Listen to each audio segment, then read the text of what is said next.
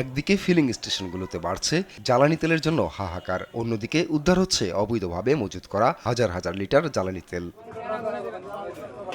মঙ্গলবার দুপুরে দিনাজপুরের ঘোড়াঘাট উপজেলার আজাদমোড় এলাকায় একটি দোকানে অভিযান চালিয়ে জব্দ করা হয় ১,৬৭১ লিটার ডিজেল। আগেই পালিয়ে যাওয়ায় আটক করা যায়নি দোকান মালিককে।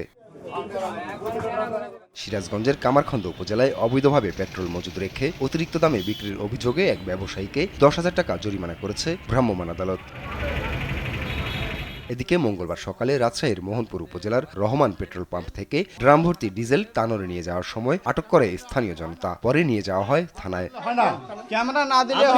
এছাড়া রাজশাহীর গুলগফুর পেট্রোল পাম্পের বিরুদ্ধে শুরু থেকেই জ্বালানি তেলের অবৈধ কারবারের অভিযোগ ছিল। দুপুরে পাম্পটিতে গেলে বোতলে ও জারে ভর্তি করে তেল দেওয়ার দৃশ্য দেখা যায়। ভিডিও ধারণ করতে গেলে বাধা দেয় পাম্পের কর্মচারী ও পুলিশ সদস্যরা।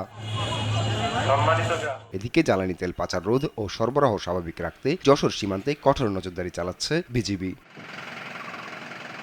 আপন অপু, নিউজ ডেস্ক, দেশ টিভি।